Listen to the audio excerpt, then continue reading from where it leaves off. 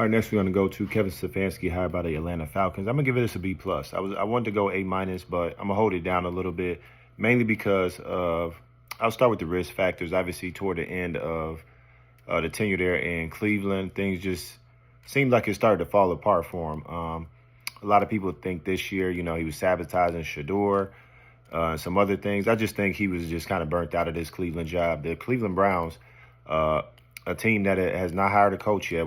They won't be in this video because they haven't hired a coach yet. They're still looking for to fill that vacancy, and they're asking people to do homework. Anyway, not talking about them, keeping it with Kevin Stefanski specifically. I think he just got tired of being in Cleveland, right? Things got old. I don't think he had as much control over the roster as he wanted to. And maybe he doesn't even in Atlanta, but, it's a fresh start. Maybe he feels he can be more connected with what's happening there as they're hiring they're bringing in a lot of people together.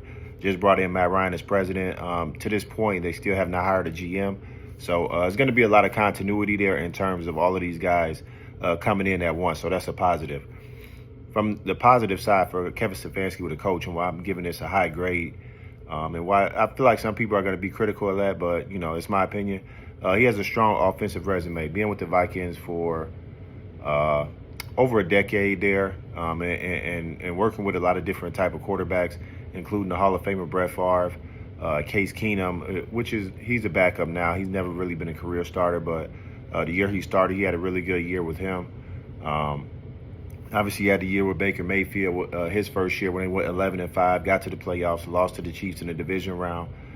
So the guy knows how to coach football from an offensive standpoint when he has a good ground game. In Atlanta, who do they have? Bijan Robinson. They have the young quarterback. They have a lot of young skill guys. They had a young quarterback, Michael Penix. He's coming off an injury, so who knows how much he'll be available this year. But he has a veteran quarterback, and he also went to the playoffs with Joe Flacco a few years ago, losing in the wild card round to the Texans. But Joe Flacco had a really good year. He was slinging it around, had this team competing when people thought that this team wouldn't. So Kevin Stefanski knows how to coach a team offensively and can get you to the postseason. If he works well with the GM, in the front office, and they're able to build something there in Atlanta, which, again, they have the skill guys. Kirk Cousins is a quarterback that they paid. Kirk Cousins is really good when he can work the play-action pass game. That's something Kevin Stefanski uses a lot in his offense, and I think it's something that will help Kirk. It'll help for the Atlanta Falcons to compete immediately, like immediate as next year for this NFC South, a division that only took 8 and 9 to get to the playoffs this year. So I'm giving this